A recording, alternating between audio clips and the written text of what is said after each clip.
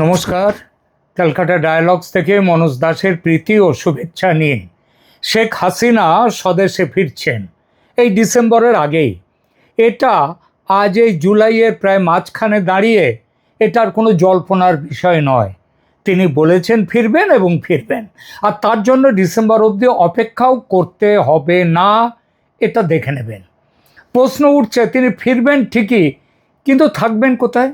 জেলখানায়, নাকি জেলের ভাত বেশি দিন না খাইয়ে ওপরে মানে আল্লাহর কাছে পাঠানোর চেষ্টা করবে বিএনপি সরকার এবং বিএনপির বন্ধু জামাত এনসিপি? তারা ফাঁসিকাট তো তৈরি করেই রাখা।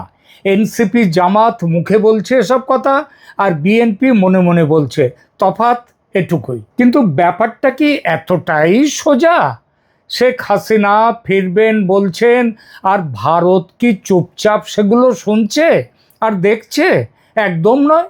ভারত জঞ্জাল সাফ করতে নেমে পড়ছে খুব শিগগির। খবর পেলাম পাক্কা। না, জঞ্জাল সাফ না বলে রাস্তা সাফ বলা ভালো। দেখুন, যুদ্ধের পরে দেখা যায় যে রাস্তাঘাটে সব মাইন পুঁতে রাখা হয়েছে, বিস্ফোরক রাখা হয়েছে, এমনকি সমুদ্রের নিচেও সেখানেও পর্যন্ত বিস্ফোরক পুঁতে রাখা হয় যাতে জাহাজ না আসতে পারে। তো সেসব বিস্ফোরক, বোমা বা মাইন পুঁতে রাখা আছে শেখ হাসিনার ফেরার পথেও, মাটির নিচে, কারো চোখের আড়ালে। সেসব বিস্ফোরক, মাইন, বোমা তুলে নিষ্ক্রিয় করে দিতে হবে আগে, মানে তাদেরকে খতম করে দিতে হবে। তারপর ফিরবেন শেখ হাসিনা, আর সেই কাজটা করে নিতে হবে এই অক্টোবরের মধ্যেই। আর একটু ভেঙে বলি, মাটির ভেতরে পুঁতে রাখা এইসব বিস্ফোরকের পরিচয় এরা বাংলাদেশি বেশিরভাগই নয়, অন্য রাষ্ট্রের মানুষ। তবে বাংলাদেশে একেবারে নয় তা নয়, পাকিস্তানি বা তুর্কি বা আমেরিকান তারা। হ্যাঁ, আমেরিকানরাও হাসিনার চলার রাস্তায় পুঁতে রাখা মাইন হয়ে ছড়িয়ে আছে। কিন্তু বাংলাদেশের হাসিনা পরবর্তী শাসন তারাই চালিয়েছে বকলমে এবং এখনো চালাচ্ছে। সেটা ছাড়ে, এতে মুখে যতই প্রেম দেখাক না। 24 আগস্টের আগে তারা সক্রিয় ছিল হাসিনার পতন ঘটাবার জন্যে, আর এখন তারা সক্রিয়, তারা মানে আমেরিকানরা, বর্তমান জমানাকে বাঁচিয়ে রাখার জন্য। 24 আগে সাফ সাফাইয়ের অনেক কাজ তারা করেছে। আন্তর্জাতিক কূটনীতি যতটা দেখা যায় চোখের সামনে, তার চেয়ে অনেক গুণ লুকিয়ে থাকে চোখের আড়ালে।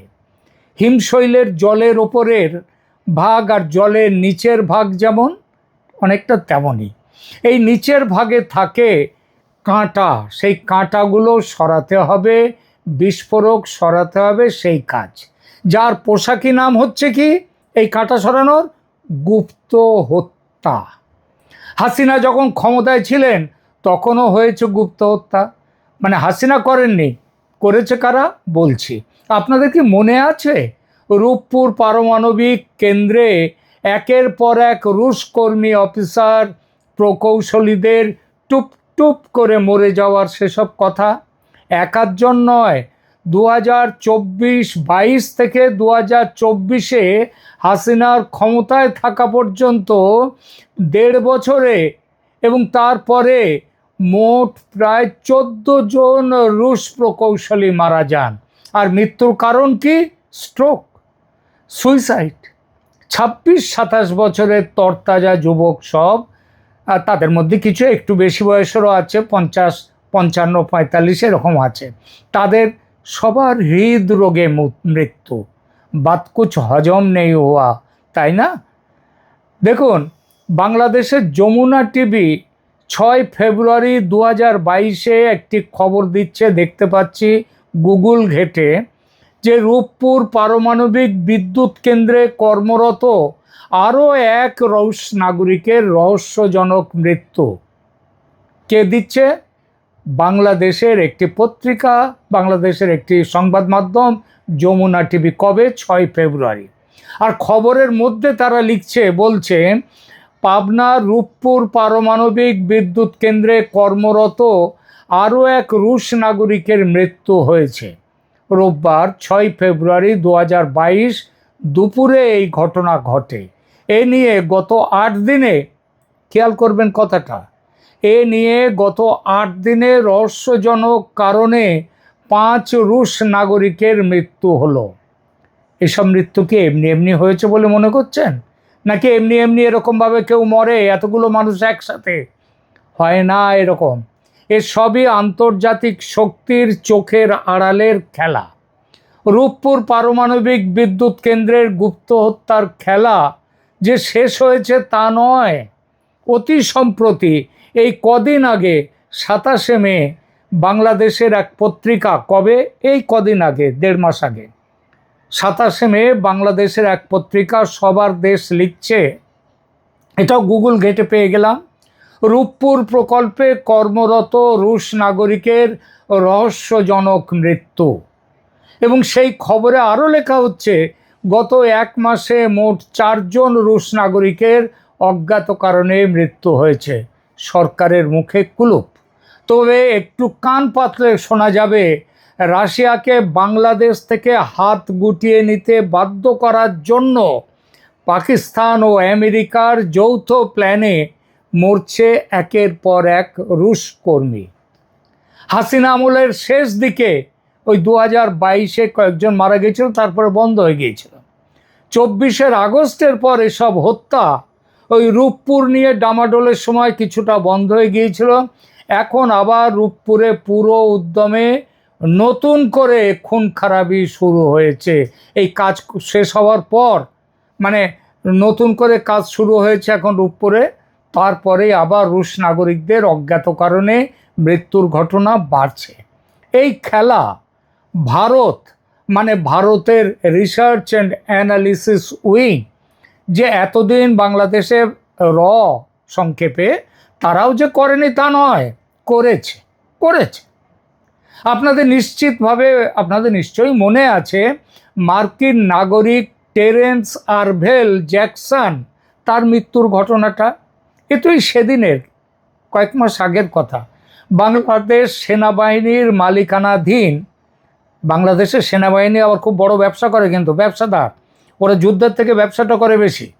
তো বাংলাদেশ সেনাবাহিনীর মালিকানাধীন ঢাকার অভিজাত হোটেল ওয়েস্টিনে এই মার্কিন নাগরিক টেরেন্স আরভেল জ্যাকসনের হঠাৎ মৃত্যু হলো। পরদিন সকালে তার ডেড বডি আবিষ্কার হলো, এবং সেই ডেড বডি খবরটা বাইরে বেরোতেই মার্কিন দূতাবাস একেবারে ছুটে এলো পুলিশ আসার আগে, এবং কোনো রকম ময়না তদন্ত ছাড়াই পুলিশকে দেহ হস্তান্তর করতে বাধ্য করেছিল।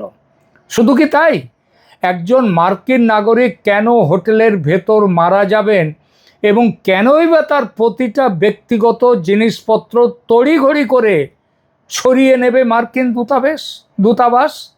এখানে কি কোনো সেন্সিটিভ ডেটা বা তথ্যের আদান প্রদান ছিল?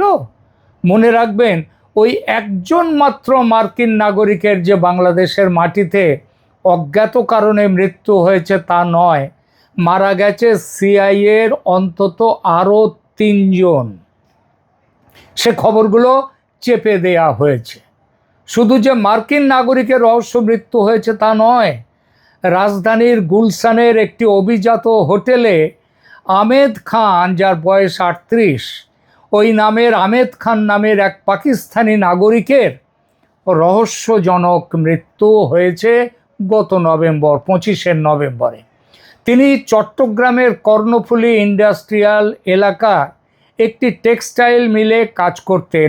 এটা ঢপ, ওই লোক দেখানোর জন্য একটা টেক্সটাইল মিলে কাজ করতেন। তিনি গুলশানের অভিজাত হোটেলে এসে থাকবেন, এত টাকা মাইনে পেতেন তিনি। তো প্রাথমিক তদন্তে হৃদরোগে মৃত্যুর কথা বলা হলেও সাম্প্রতিক ভূরাজনৈতিক প্রেক্ষাপটে তার এই মৃত্যু নিয়ে নিরাপত্তা মহলে গভীর সন্দেহের সৃষ্টি হয়েছে। এই খবর দিচ্ছে কে? আমরা নই, বাংলাদেশের কালবেলা পত্রিকা। এছাড়া চট্টগ্রামের কর্ণফুলী ইপিজেডের একটি প্রতিষ্ঠানে কর্মরত ফায়াজ আহমেদ নামের আর এক পাকিস্তানি নাগরিক অসুস্থতার কারণে ঢাকার একটি বেসরকারি হাসপাতালে ভর্তি হন এবং চিকিৎসাধীন অবস্থায় তারও মৃত্যু হয়। এই দুটো মৃত্যুর ক্ষেত্রেই মরদেহের কোনো পোস্টমর্টেম হয়নি, পুলিশ কোনো তদন্ত করেনি, আর পোস্টমর্টেম এবং তদন্ত ছাড়াই ছেড়ে দেয়া হয়েছে মরদেহ তাদের আত্মীয়ের কাছে, তারা পাকিস্তানে নিয়ে চলে গেছে। ব্যাপারটা সন্দেহজনক নয় কি? পোস্টমর্টেম হলে জানা যেত এসব মৃত্যু আদৌ স্বাভাবিক নয়, তখন খোঁজ পড়ত কে খুনি তার, কেনই বা খুন, কেঁচো খুঁড়তে কেউটে বেরিয়ে আসতো। সে ঝুঁকি নেয়নি দেশের সরকার। শুধু আমেরিকা ও পাকিস্তান বা সিআইএ কিংবা আইএসআই নয়, তুরস্কের সামরিক চরের একাধিক চরের মৃত্যু ঘটেছে সম্প্রতিকালে বাংলাদেশে। এসব খুনের পেছনে কে? আমি জানি না। তবে বাংলাদেশের ভেতর থেকে ওয়াকিবহাল মহলে কান পাতলে শোনা যাচ্ছে যে যে সংস্থাটির নাম এর পেছনে, এই মৃত্যুর পেছনে, তার নাম রিসার্চ অ্যান্ড অ্যানালিসিস উইং, ভারতের সরকারি গোয়েন্দা সংস্থা। এবার অবশ্য এই গুপ্ত ঘাতকের তালিকায় রয়ের সঙ্গে যুক্ত হয়েছে আরেকটি সংস্থা। বাংলাদেশে আশ্রয় নিয়েছে হামাস, এই কথা বলেছেন কয়েকদিন আগে নয়াদিল্লিতে থাকা ইসরায়েলের রাষ্ট্রদূত। তিনি বলেছেন যে হামাস ইসরায়েলের তাড়া খেয়ে মধ্যপ্রাচ্যের কোনো দেশে থাকতে পারছে না, তারা ছড়িয়ে পড়েছে এবং তাদের একটা বড় সংখ্যা এসেছে পাকিস্তান এবং সেখান থেকেও এবং বাংলাদেশে। তো হামাস জঙ্গিদের নিকেশ করার লক্ষ্য নিয়ে ইসরায়েলের গোয়েন্দা সংস্থা মোসাদ এসেছে এবং হাত মিলিয়েছে রয়ের সঙ্গে। শুনতে পাচ্ছি এই দুই সংস্থা মিলে একটা খতম তালিকা তৈরি করে ফেলেছে যারা এই মুহূর্তে বাংলাদেশে আছে এবং সেখানে ভারত বিরোধী কাজকর্ম শুরু করছে।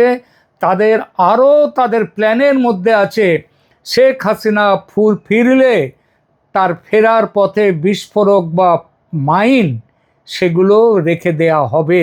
এই রাখার ভারটা কাদের ওপরে পড়েছে? পাকিস্তান, তুরস্ক এবং আমেরিকারও এইসব সংস্থার ওপর, যারা গুপ্ত ঘাতক হিসেবে এখন রয়েছে বাংলাদেশে, এবং তাদের ওপরে কাজ আছে শেখ হাসিনাকে খুনের দায়িত্ব। তাদের ব্যবস্থা আগেভাগেই করে ফেলবে এবং মোসাদ। আর বুঝতে পারছি আমেরিকার নাম, সিআইএর নাম এই তালিকায় আছে জেনে আপনি হয়তো অবাক হয়েছেন, কিন্তু অবাক হওয়ার কিচ্ছু নেই। বর্তমান বিশ্বের রাজনীতি এবং কূটনীতি একই সঙ্গে সাপ এবং ব্যাঙের গালে একসঙ্গে চুমু খায়। আর আমেরিকা তো এই একই সাথে সাপের গালে এবং ব্যাঙের গালে চুমু খাওয়ার ব্যাপারে একেবারে বেজোড়, তাদের আমেরিকার কোনো তুলনা নেই, তাই না? এই হিট লিস্টে বাংলাদেশের কেউ কি আছে? আমি আগেই বলেছি পাকিস্তান, তুরস্ক, আমেরিকা, তাদের লোক রয়েছে এই হিট লিস্টে এবং মোসাদের। মনে রাখবেন, মোসাদ ইসরায়েলের গোয়েন্দা সংস্থা, তারা কিন্তু ইরান যুদ্ধ নিয়ে আমেরিকার মনোভাবে বেশ ক্ষুব্ধ, এবং নেতানিয়াহু বলেছেন যে তারা একটা স্বাধীন রাষ্ট্র, আমেরিকা যা বলবে সেই ডিকটেট মেনে চলবে না, তারা তাদের নিজেদের স্বার্থ দেখেই চলবে। আর সেজন্যেই রয়ের কাছে এসে জুটেছে এখন মোসাদ। এবং বাংলাদেশের যে এই বিদেশিদের সাথে এই হিট লিস্টে রয়েছে বাংলাদেশের মৌলবাদী এবং সন্ত্রাসীরা, তাদের জন্য এবং মোসাদের খতম প্রক্রিয়া একযোগে চলবে।